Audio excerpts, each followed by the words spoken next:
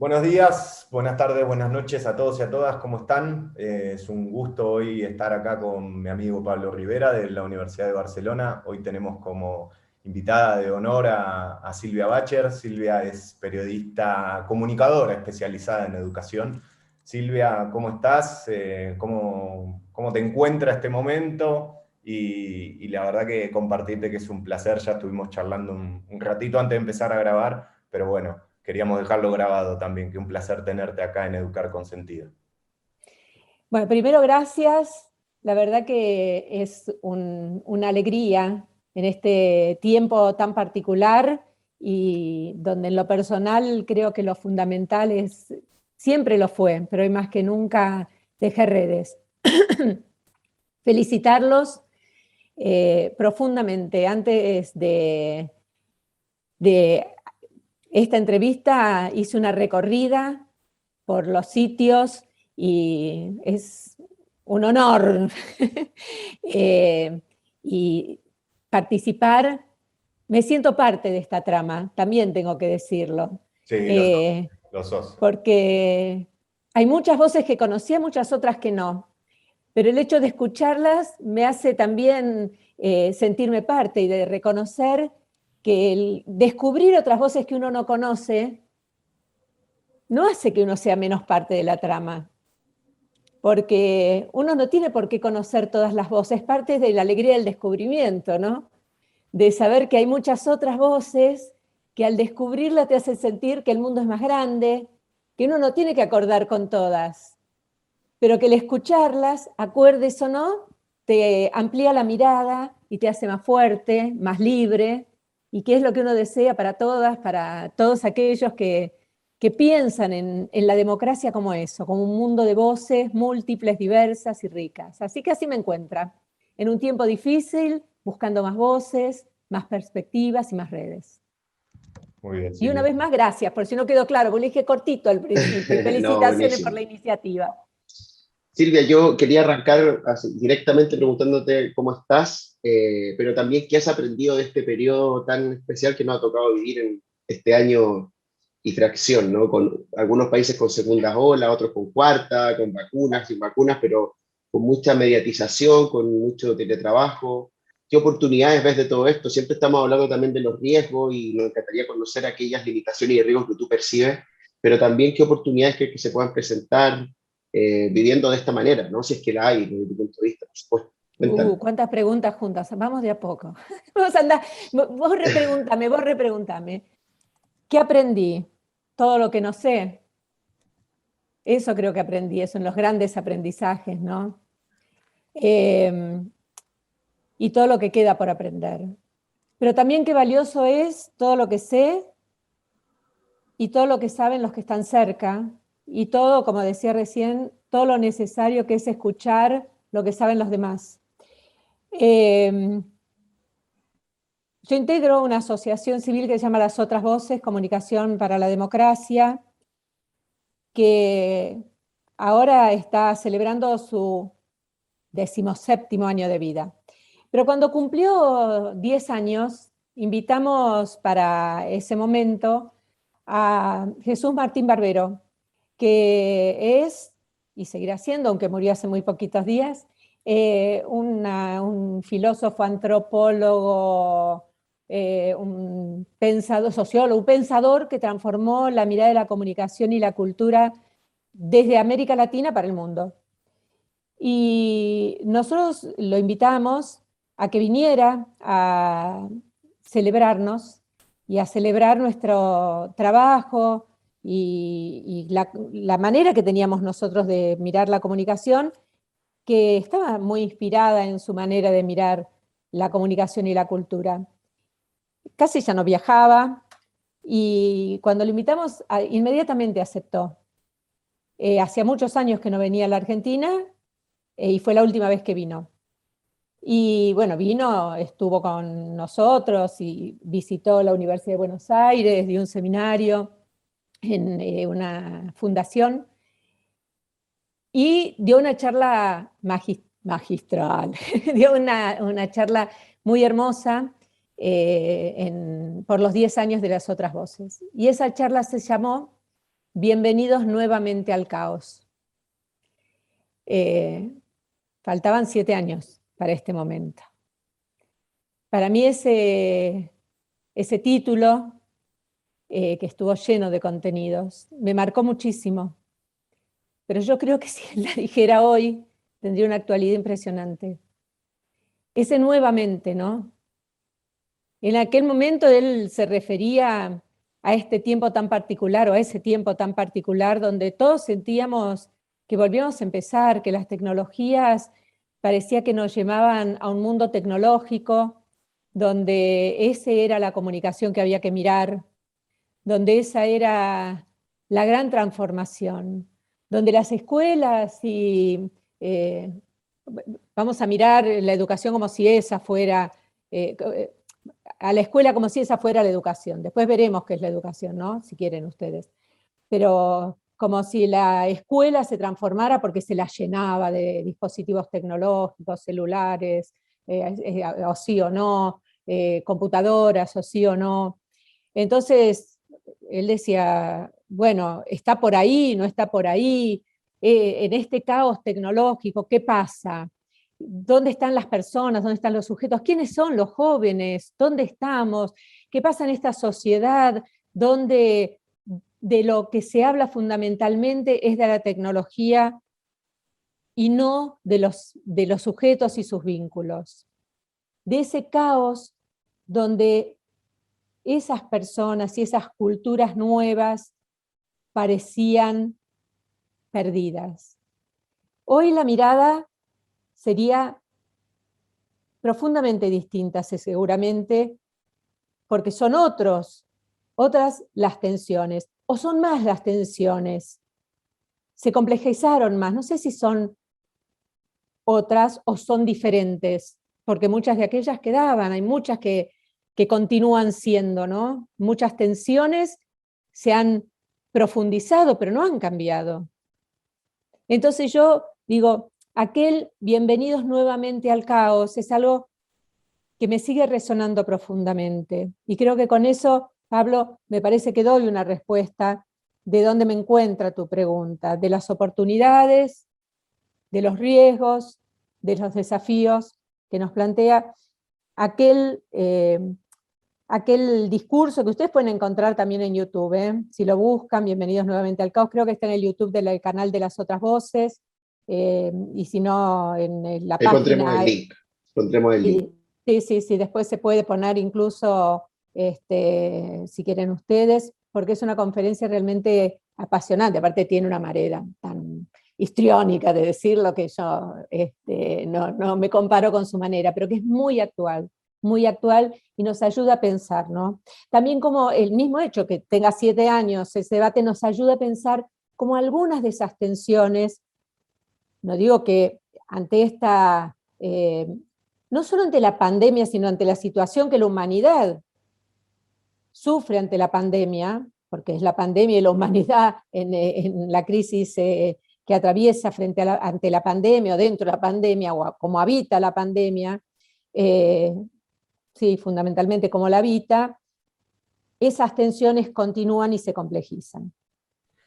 Claro. Silvia, te escuchaba, digo, pensando en clave de estos discursos que venías relatando y que veníamos viendo, ¿no? Sobre todo en el cruce entre tecnología digital y educación, y en algún punto un cierto tecnodeterminismo, en algún punto el debate estaba si el celular en el aula o no, si la notebook la utilizamos o no, y te lo llevo un poco a la situación que estamos viviendo ahora, ¿no? En donde hace un tiempo Marina Garcés nos decía, de ser una opción de mercado, pasó a ser Internet como una especie de cordón umbilical.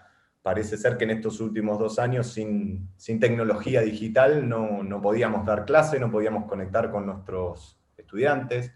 En ese sentido, en este momento, ¿considerás que es...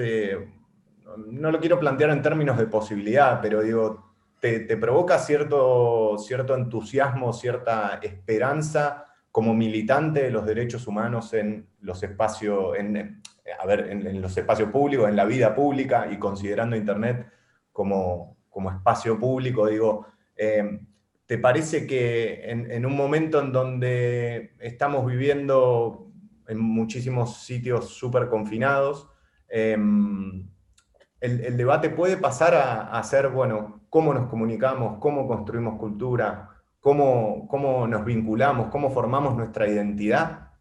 ¿O vamos a seguir, según tu punto de vista, obsesionados con esto de la tecnología? ¿Cómo lo ves? Cultura construimos siempre. Ya está, respondí. Bien. No, quiero decir en serio, cultura construimos siempre.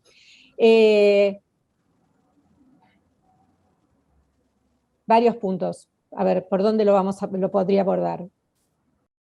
Están en juego muchos derechos. Derechos comunicacionales fundamentales. Y quiero correrlo primero en la tecnología. Quiero decir, derecho a la educación, fundamental.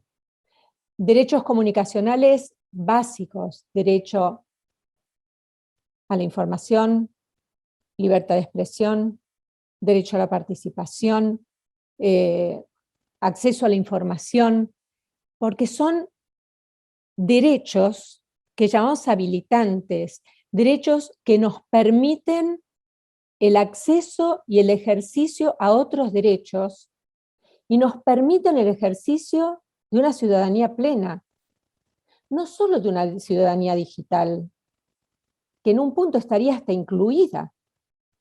Por otro lado, el acceso a la conectividad es un derecho humano.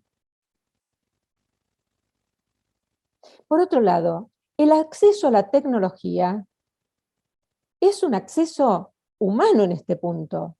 Pero no solo el acceso a la tecnología, el uso de la tecnología con un sentido, con un uso significativo. A mí me gusta decir, no soy nada autorreferencial, pero si nosotros tenemos dos dispositivos iguales y se los damos a dos adolescentes con formaciones muy distintas, en un caso que haya tenido acceso a que haya tenido acceso a todos esos derechos que mencioné, y le decimos que haga una búsqueda que responda a algún tema que le planteemos, va a tener un resultado y un uso ese dispositivo. Y después le damos la misma consigna a un adolescente que no haya tenido acceso a esos mismos derechos. El resultado de esa búsqueda indudablemente no va a ser el mismo.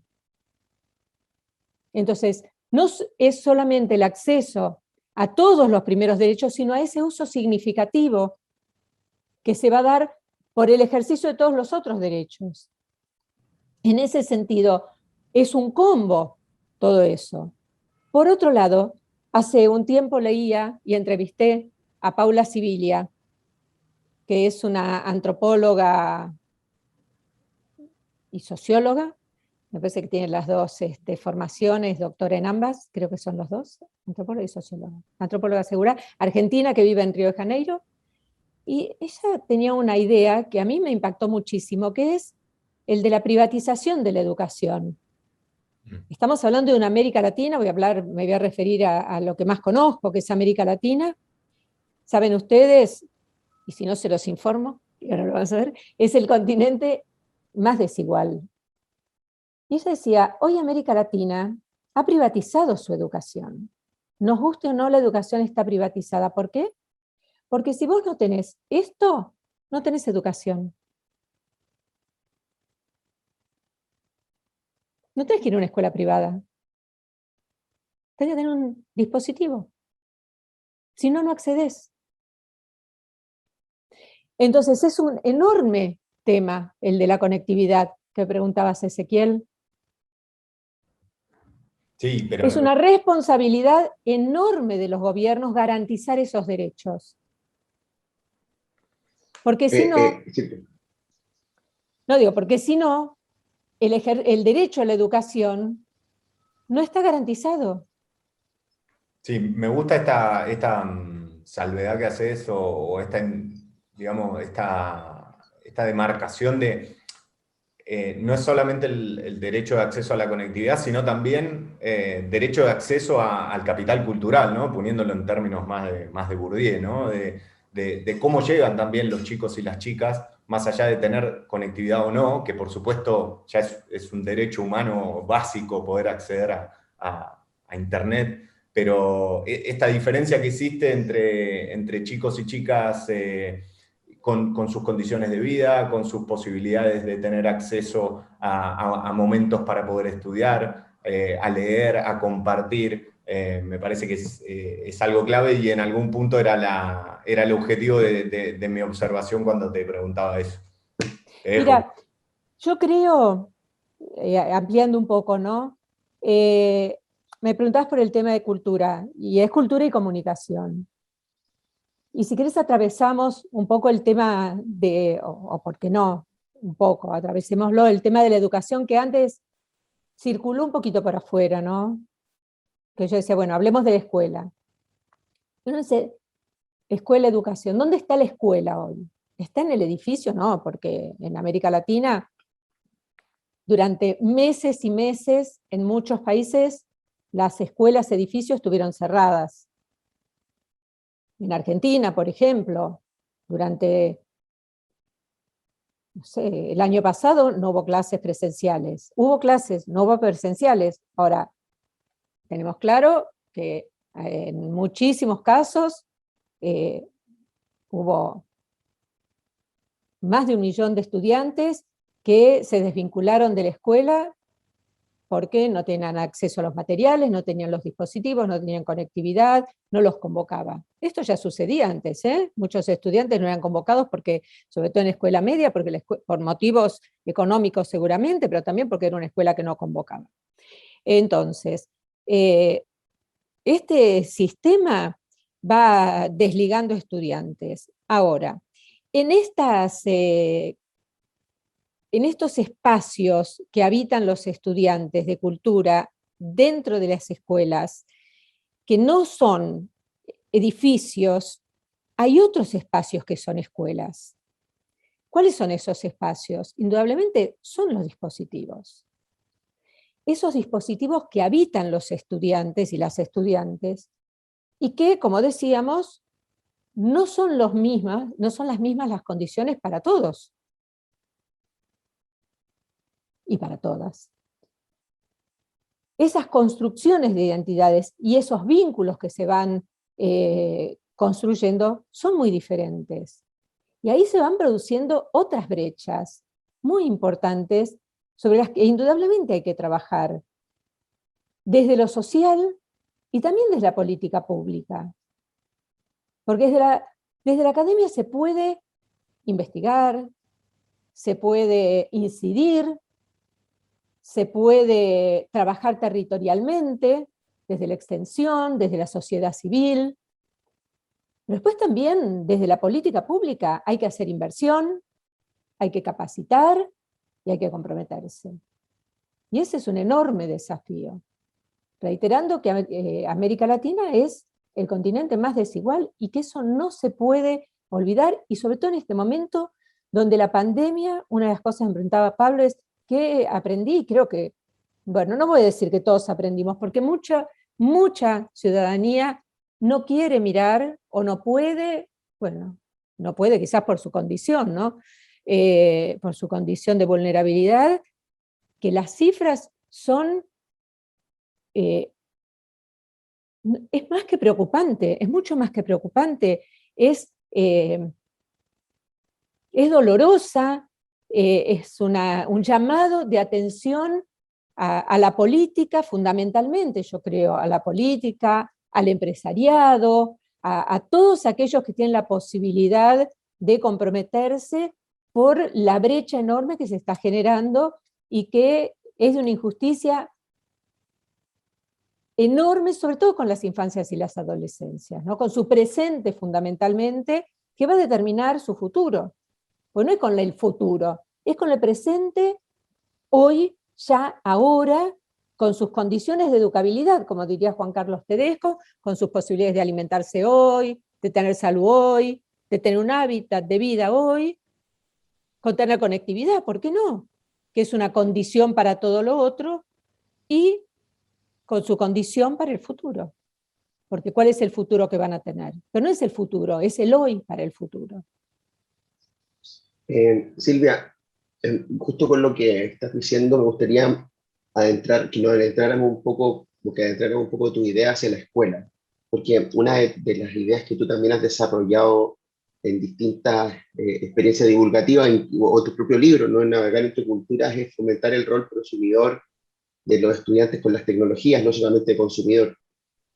Y justamente recién hablabas de esta brecha que hay, que se puede sortear a través de políticas educativas, como es la de proveer de dispositivos y de tecnología, y que todas las escuelas partan desde una carrera justa, ¿no? No que, y todos los sistemas educativos en general en el mundo, ¿no? Y eso ya sabemos que no es así, porque evidentemente eh, desde que se habla de posmodernidad es porque justamente unos países lograron la modernidad antes que otros, ¿no? Mientras otros estamos apuntando hacia, mira, yo te hablo como chileno, por supuesto, yendo hacia la modernidad, otros desde cierto punto de vista ya accedieron a todo esto. Entonces, situado en la escuela, por ejemplo, en el contexto que a ti te toca observar, que es Argentina, ¿cómo piensas tú, mira, piensas tú que es viable generar primero una cultura estudiantil prosumidora a través de las tecnologías digitales en una escuela donde los docentes a veces no tienen la competencia digital para hacerlo, ¿no? O sea, al final, y de hecho son muy reticentes a que el estudiante traiga alguna iniciativa desde fuera hacia adentro. Y lo otro es cómo hacer que esa usabilidad, que es algo que tú ya siempre te ha preocupado desde en tus últimas publicaciones, lo has manifestado, tiene que ver con el uso crítico y sensato de las tecnologías, no un uso reproductor, sino cómo desarrollar una perspectiva crítica también sobre los riesgos que el no ser consciente del uso de las tecnologías nos puede provocar. ¿Qué consejos nos da y cómo ves que la escuela puede ser un motor en ese sentido?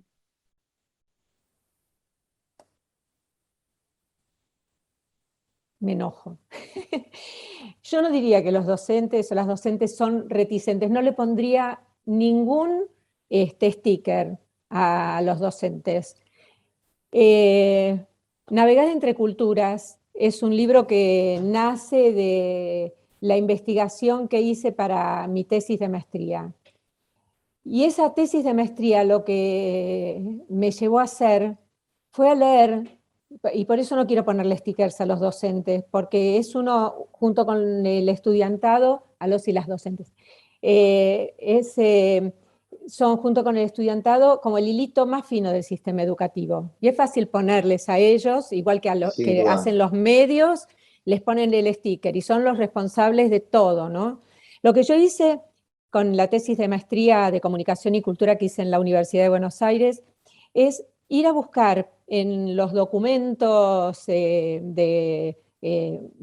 internacionales, regionales y nacionales, cómo miraban estos documentos a las políticas públicas, a los docentes, en documentos internacionales, nacionales, a los docentes, a las escuelas, a las políticas públicas y justamente a estos documentos.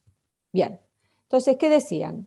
Todos ellos veían, y a las tecnologías, perdón, a lo largo de 15 años. ¿Qué decían? Que las tecnologías eran maravillosas, que las escuelas no servían, que los docentes eran todos, como dijiste, reticentes, anticuados, y que los estudiantes no podían. Recién del 2000 al 2015. Recién en los últimos años empezaban a abrir un poco estos conceptos. Ya no eran tablas salvadoras las tecnologías, sino que por ahí podían no ser tan tablas salvadoras. Pero al principio había que llenar todas las escuelas y eso iba a salvar a la educación. Al principio todo era tecnología. Las escuelas ya no eran todas iguales y que recibiendo tecnología, porque era todas un desastre y recibiendo tecnología iban a ser salvadas. En los primeros años los docentes tenían una nube, ¿no?, donde iban apareciendo. Los primeros años los docentes todos eran reticentes, anticuados, no sabían nada, no querían nada. En los últimos años ya no eran todos los docentes iguales. Empezaba a haber una cierta apertura. Y con los estudiantes lo mismo. Entonces, si uno mira, pues decís, esto pasa en los documentos internacionales, regionales y nacionales. No decís, pará. Pero si entonces ellos ya lo miraban así, ¿qué le quedaba al docente? ¿Quién es el responsable de formar a los docentes? Si vos lo ves así, ¿qué le das?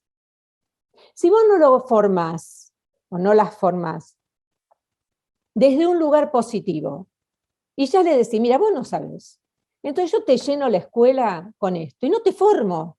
O sea, ¿qué se hizo? Se formó a los docentes antes de la tecnología, diciéndole, vamos a acompañar esto con tu formación, porque ¿qué necesitas?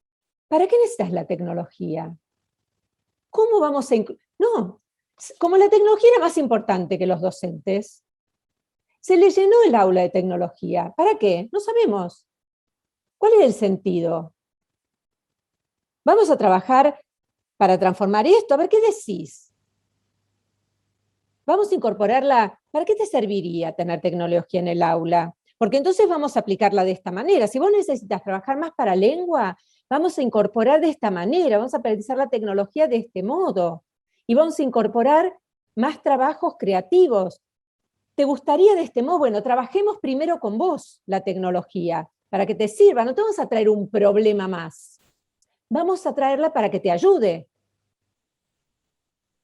Cuando se incorporaron los televisores o los VHS, se metieron esos dispositivos que estuvieron guardados en las escuelas, pues nadie se explicaba para qué.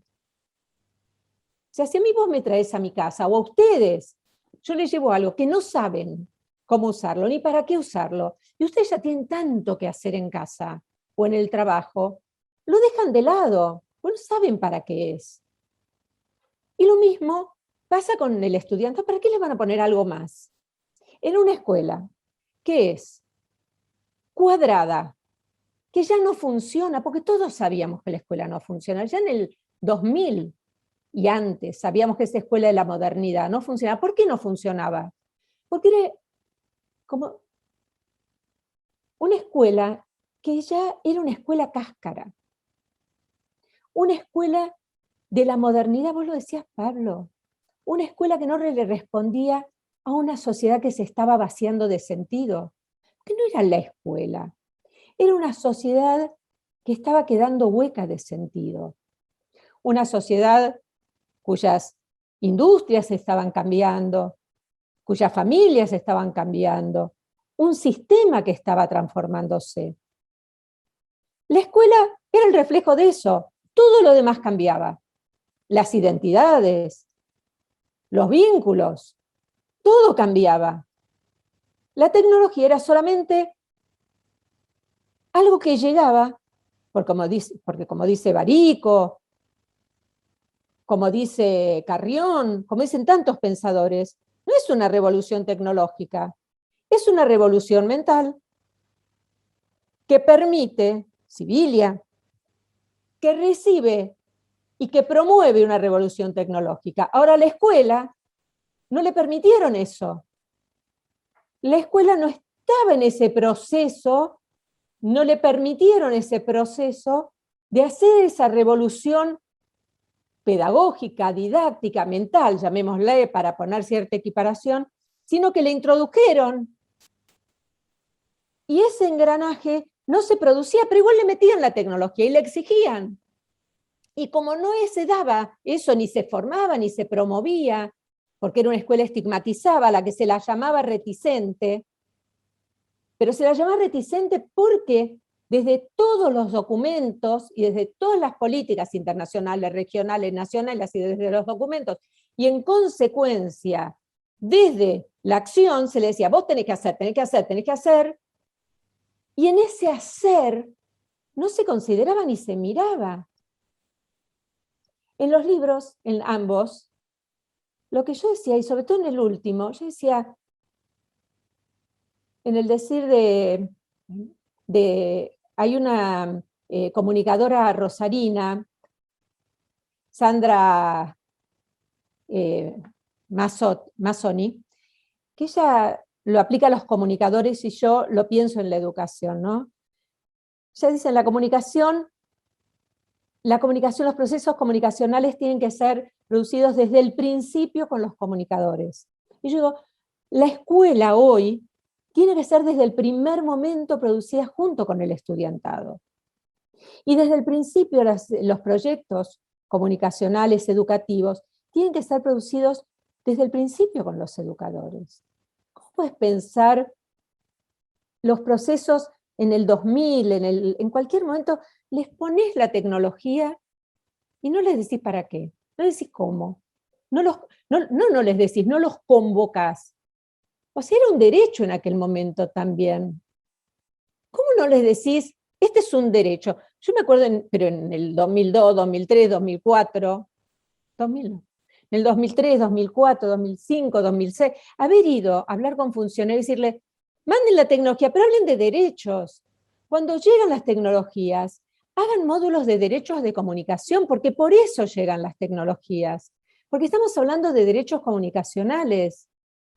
Pero llegaron las tecnologías para ser utilizadas con un sentido tecnológico, con un sentido instrumental. Y me parece que ese es el tema. Ahora, cuando uno concibe las tecnologías, no digo que no tienen que estar, al contrario, su uso significativo es clave. Si Conectar Igualdad hubiera continuado durante todos los años, si toda la adolescencia hubiera contado con dispositivos y con un uso significativo, hubiera sido seguramente, y los docentes, las docentes hubieran contado con esos dispositivos, con uso significativo, con conectividad, seguro, con plataformas, con acuerdos para que la navegabilidad como tiene hoy el Plan Juana Manso en Argentina, y con otros acuerdos tecnológicos, seguramente hubiera sido distinta el tránsito de la pandemia en términos de aprendizaje. Eso no sucedió. O sea, no estoy para nada en desacuerdo, al contrario, con la incorporación de tecnología, pero con un uso, con una perspectiva de derechos humanos de la tecnología. Me parece que ese es el sentido de incorporarlas, porque si no, ¿cuál es el sentido? La utilización, me parece que ese no es el sentido que para mí tienen. Y en ese sentido de incorporar las tecnologías desde el primer momento, es para mí el sentido que tiene el de prosumidor, que no tienes desde hoy. Yo empecé a trabajar en este sentido de prosumidor, que es una palabra que se utiliza desde hace varios años, cuando empecé a trabajar en lo que hoy se llama Media Information Literacy, alfabetización mediática informacional, que como les decía, para mí es un término que define la UNESCO y que no es el que yo defino, para nosotros nos define el término comunicación y educación, que es el término de derechos humanos.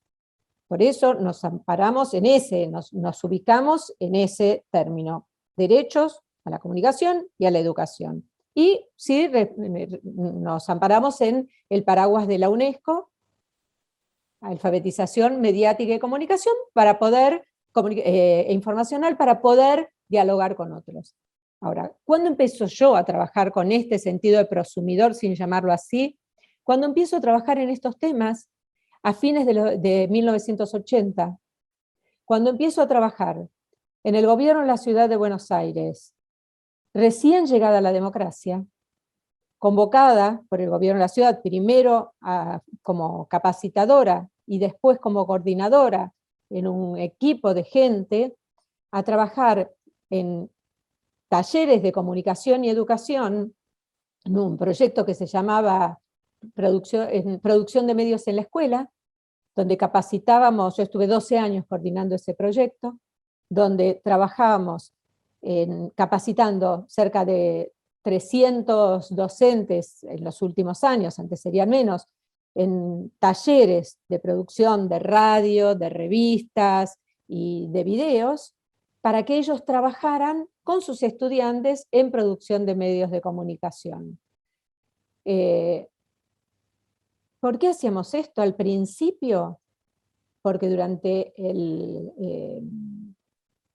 la dictadura cívico-militar que hubo en la Argentina, el derecho a la comunicación, el acceso a la información, la libertad de prensa, estuvieron encarceladas. Entonces había que recuperar la posibilidad de hablar. Y la escuela fue un espacio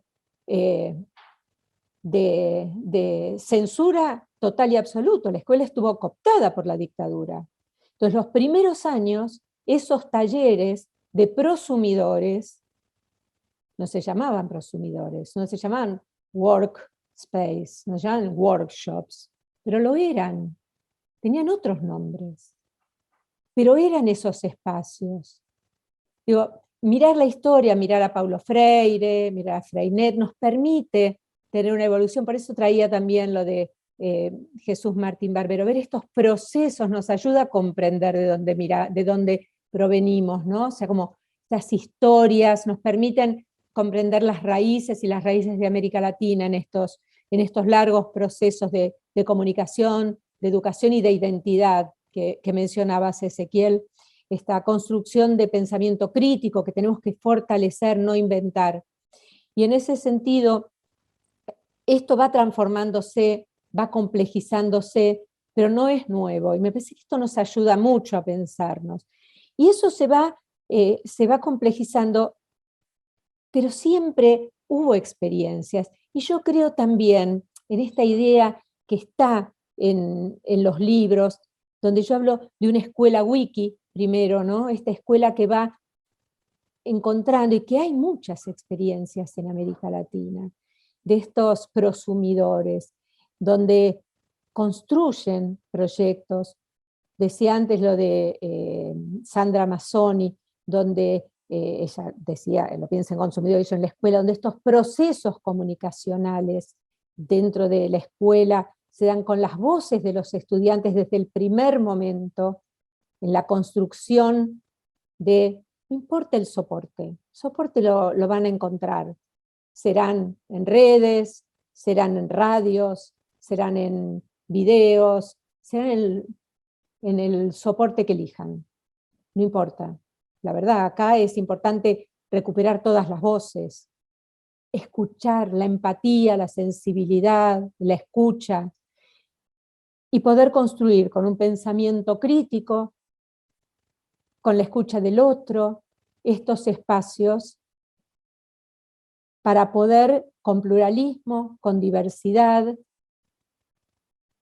recuperar esa escucha y esa mirada. Yo creo que es eso, ¿no? Primero con estas escuelas wiki, y hoy más que nunca, en este tiempo de pandemia, lo que recupero en el segundo libro, que ya no es una escuela wiki construyendo su propio proyecto, sino este sistema educativo wiki, que la pandemia, yo lo hablaba en el segundo libro, un sistema wiki, donde las escuelas se conectan entre sí, que en tiempo de pandemia es infinitamente más importante.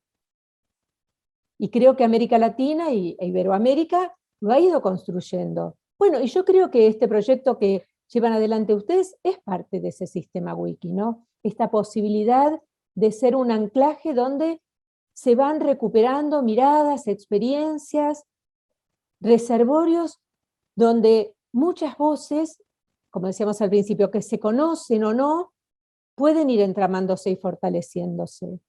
Donde muchísimos docentes, a quienes mucha gente le dice reticentes, saben que no lo son, saben que están construyendo con mucho miedo, en muchísimos casos con mucha soledad, porque la política pública los ha abandonado, y sin embargo se van fortaleciendo. Todos nos equivocamos y todos tenemos miedo. En gran parte porque no sabemos de dónde venimos y no sabemos a dónde vamos, y nadie nos ha preguntado y nadie nos enseña, porque son campos nuevos, ¿no? Pero también tenemos raíces de dónde venimos. Y yo creo que esa es la importancia de saber de saber que tenemos raíces. Y que estas experiencias, como decía Jesús Martín Barbero, no son nuevas en un punto, y por eso él decía, bienvenidos nuevamente al caos. Perdón por lo largo de la respuesta. No pasa nada, Silvia, estuvo súper completa. Y de hecho Nos respondiste, íbamos comentando Por el chat, todos los clics que hacíamos a la pauta, tremendo, espectacular, inmejorable. No sé si Ezequiel me permite pedirle algo a Silvia antes de que tú un poco hagas como más una revisión más definitiva, pero yo te escucho y me dan ganas de hacerte una pregunta porque creo que eres una persona súper adecuada para responder, y no solamente a nivel Argentina, sino pensando en el profesorado. La defensa que hace el profesorado me parece súper significativa, y por supuesto yo cuando te decía mi pregunta no es que fuera mi opinión, sino que te decía que existe como esa, comparto de acuerdo contigo 100%, ¿no? Sí, existe esa tendencia a creer que el profesorado un poco es más reticente, etc. Y por otro lado, yo también creo que cuando el profesorado es reticente tiene razones para hacerlo, por cierto, porque tampoco es que había una política educativa que lo haya respaldado, son pocos países lo que se pueden Pero contar que no donde los eso han haya sucedido. formado, no los han formado. Y no los han Justamente, formado. Y al por día de eso, mira, hoy, para que conecte con la pregunta, es lo que me va a decir con esta pregunta. ¿Qué mensaje tú le mandarías a los profesores? Pero también te voy a molestar y te voy a pedir que me construya un mensaje al estudiantado, sobre todo el estudiantado adolescente y juvenil, ¿no? Sobre cómo hacer que el tránsito, el uso de las tecnologías digitales sea constructivo. Cómo hacer que el estudiantado, por ejemplo, no asuma que el profesorado no controla, no tiene las competencias que él tiene, y cómo hacer que el profesorado diseñe estrategias que integren las capacidades del estudiantado, que le dé valor a lo que él aprende a través de estos medios digitales fuera del aula, por ejemplo. Creo que ese es el gran desafío. Hoy día hablábamos con un profesor de Noruega, se llamaba La Stat, que justamente decía eso, ¿no? Que el tránsito está en la negociación entre el estudiantado y el profesorado en torno a qué hacemos con esto. Ya existen las tecnologías digitales, como tú decías recién, ¿no? La escuela en cierta medida. Y aprovechémosla. Entonces, construyamos una relación relativamente entre las posibilidades simétricas y démosle un sentido. ¿Cómo construiríamos eso, Silvia? ¿Cómo lo ves tú? Te lo pregunto así como un minuto, así como de mensaje para el profesorado, para el estudiantado en esa clave, y creo que uno de los desafíos sustantivos, más ahora cuando volvamos a clase en el mediano plazo, a presenciales, quiero decir. primero reconocer que hay muchas cosas que no sabemos y que hay un cambio cultural. Un cambio cultural clave y que, como dicen muchos autores, pero voy a tomar uno, como dice Serres, el nuevo sujeto que llega a clases no es el sujeto que conocimos cuando nosotros, profesores, estudiamos. Entonces hay que reconocer eso. Siempre debíamos haber escuchado a los estudiantes y debimos ser escuchados. Pero había un modelo, el modelo de la modernidad, que estaba diseñado para transmitir. Hoy eso no existe. Entonces, primero le hablaría a la política pública, a los decisores de la política pública, antes que a los profesores. Yo no creo que la responsabilidad última hoy sea de los profesores. Creo que hay que revisar la política pública, que no se pueden seguir formando profesores con el mismo criterio que se formaban hace 20 años. No se los puede seguir formando disciplinarmente. El otro día en la Argentina hubo jornadas de alfabetización mediática y ciudadanía digital, con muchas ponencias.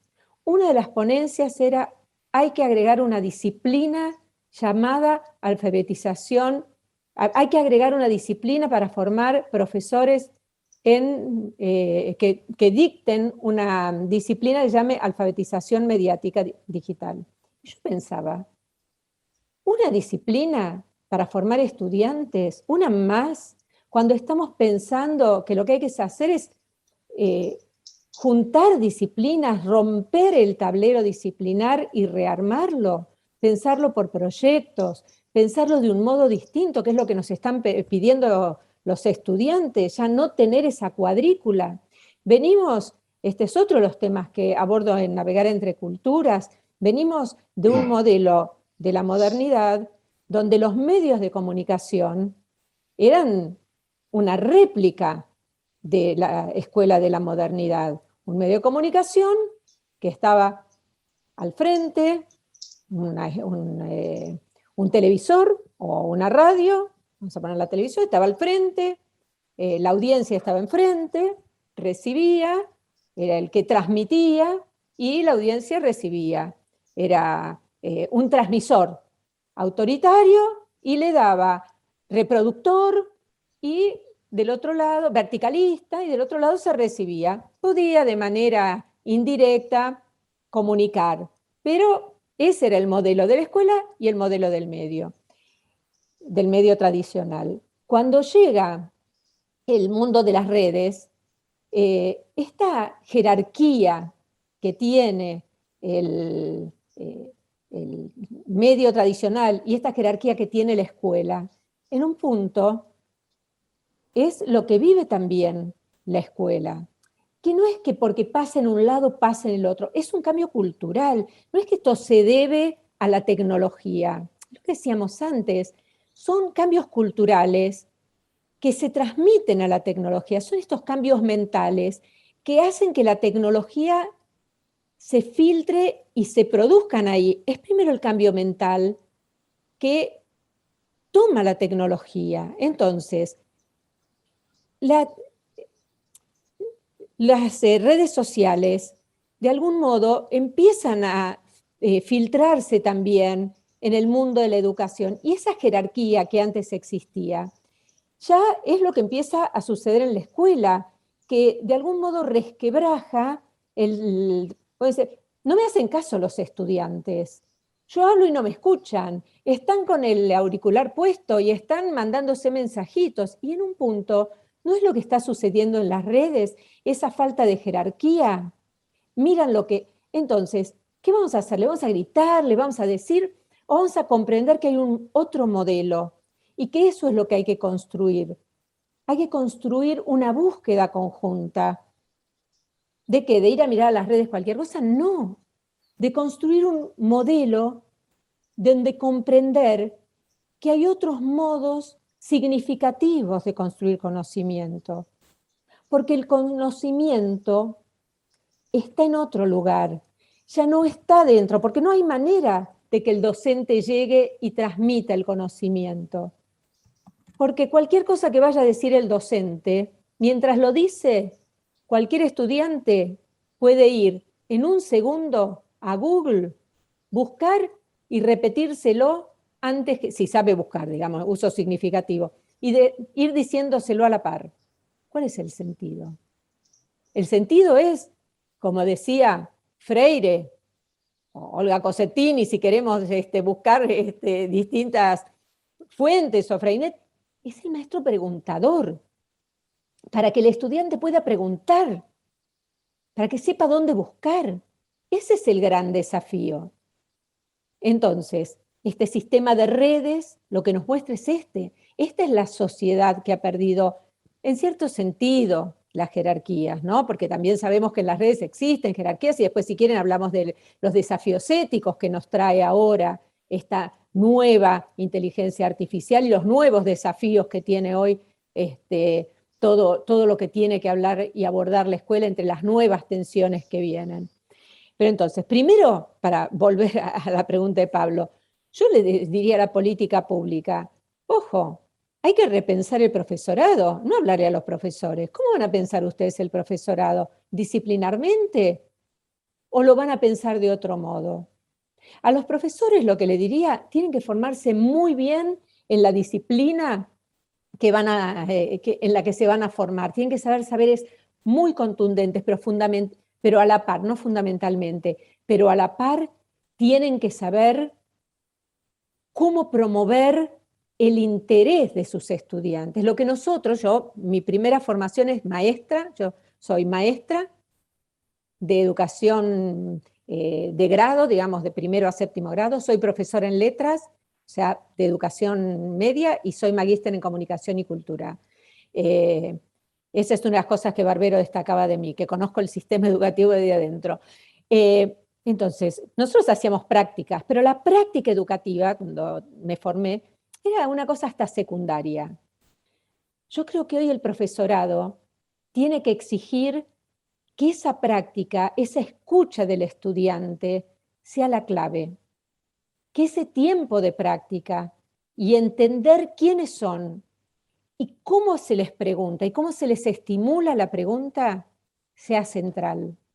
Y que la investigación en ese tiempo, aprender a investigar, sea clave.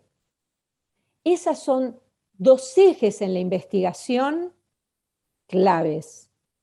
Para mí, la formación en su disciplina, la pregunta y la investigación es clave.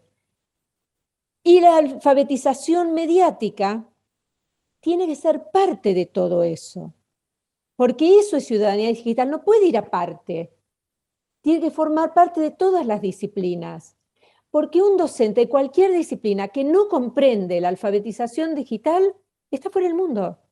¿Qué va a ver? Un profesor de alfabetización digital y el profesor, no sé, de historia no va a entender nada, no va a poder incorporar, no sé, ustedes están en España y saben que hay, me acuerdo haber estado en España en algún seminario que organizó, me parece en Barcelona fue, y que había una novela histórica, no sé si no era de Isabel la Católica, por ejemplo, y que hacía, era una novela en televisión abierta, pero que hacía lecturas transmedia. Entonces, los personajes iban hablando y los estudiantes iban respondiendo, y había todo en la escuela, todo un trabajo de transmedia que era maravilloso. Entonces digo, ¿vamos a perder esa oportunidad porque hay una disciplina específica transmedia? Cuando los profesores pueden hacer ese trabajo, no hace falta que lo haga la televisión pública, que bien podría hacerlo, o una televisión privada, con cualquier telenovela o con cualquier disciplina. ¿Vamos a perder esa oportunidad porque hay una disciplina específica? No, yo creo que todo eso es pensar, pero eso lo piensa la política pública, no lo piensa el docente. Ahora, el docente sí, exigir, el estudiantado docente, exigir estas 4 cosas. Fuerte formación en su disciplina, aunque sea un trabajo de una disciplina en proyecto, una fuerte formación en escucha y una fuerte formación en investigación para poder seguirlo a lo largo de su carrera. Y al estudiantado, ¿qué le diría? Primero, que no se vaya, que se quede, porque irse en un punto es claudicar, y no podemos claudicar. No hay que claudicar. Hay que quedarse y hay que exigir. Hay que participar, porque la educación es un derecho y a los derechos no se claudica. ¿Y por qué no se claudica? Porque la ciudadanía es de todos y es fácil. Parece fácil irse, pero es lo peor que podemos hacer. Entonces hay que quedarse y hay que exigir. ¿Qué hay que exigir? Que nos eduquen, que nos escuchen. Y hay que ser parte. Que en la escuela siempre hay alguien que nos va a escuchar. Que a lo mejor no es tu profesor, o tu profesor, es otro. Y que vayas y te quedes, porque es tu derecho. Entonces, a la ciudadanía, a los chicos y a las chicas les diría eso. Que va a llegar un tiempo en que la escuela va a ser mejor, pero va a ser mejor con vos adentro. Eso les diría, no más que eso, que es difícil. Sí, es difícil. Que todos tenemos miedo, que para todos es difícil. Hermoso. Que el miedo es algo que atraviesa desde el momento que nacemos. Si salimos de adentro la panza de mamá hasta el último día de la vida y que nos vamos a morir, tenemos miedo. Eso nos acompaña siempre. Hay un cuento hermoso de una escritora que no escribe más y estoy molesta con ella, pero bueno, que se llama Graciela Montes. Y el cuento no tiene nada que ver con la alfabetización mediática y digital, se llama Tengo un monstruo en el bolsillo. Y es el cuento de una nena que ve crecer un monstruo y tiene miedo. Y la abuela la peina y le va contando, cuando se da cuenta, que ese monstruo lo tenemos todos y que hay que acariciarlo y ponerlo en el bolsillo. Y que más lo acariciás y lo tenés en el bolsillo y se mantiene chiquito. Y lo tenés, y un día la nena, mientras la abuela la peina, ve que la abuela se acaricia el bolsillo. Entonces ese miedo lo tenemos y hay que acariciar el bolsillo y seguir peleándola, pero siempre adentro. Porque la escuela es la última frontera de lo público. Eso le diría a los chicos. Y a la ciudadanía, déjame que le diga, que la escuela sola no puede. Primero, porque la escuela es un espacio, el último espacio de lo público, la última frontera de lo público, donde tenemos a los chicos y a las chicas, donde identificamos los problemas, las situaciones de violencia, los abusos, donde podemos acompañar situaciones graves, donde no vemos cuestiones que no se ven afuera, donde podemos acompañarlos, donde podemos darles de comer, donde podemos ver muchas cuestiones. Entonces, los chicos y las chicas adentro de la escuela, pero la escuela sola no puede, que las ciudades se educan, que los comportamientos se educan, que los medios se educan, que las pantallas son escuelas, que los colegas y las colegas periodistas educan y educamos, que los valores que transmiten y la poca complejidad que le dan al tema educativo también educan, que esta reticencia de la que hablas y las stickers y los estereotipos que generan de la docencia penetran y se filtran también, que afortunadamente esta pandemia, una de las cuestiones que hizo fue fortalecer en América Latina, y supongo que en otros lugares también, la importancia y la fortaleza de la docencia, porque finalmente fueron las y los docentes quienes se pusieron desde el primer momento la escuela al hombro, cuando se quedaron solos por faltas de política y cuando no se sabía qué hacer, como pudieron, acompañaron a sus estudiantes en el primer momento, a pesar de los grandes problemas que tuvieron los estudiantes de angustia, de depresión, de temor, que ese es otro tema. Les diría eso, que se queden adentro y que peleen desde adentro.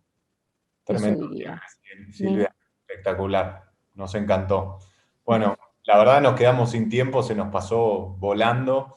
Queríamos agradecerte y por supuesto invitarte a una segunda vuelta, esperando que sea presencial para seguir conversando, para seguir escuchándonos y tejiendo redes, como hablamos al principio, que es súper importante y que lo compartimos. Así que agradecerte de corazón por tu tiempo, por tus ganas, por tu predisposición y por todo esto que nos dejaste, que seguramente va a ser escuchado, pensado, reflexionado y compartido.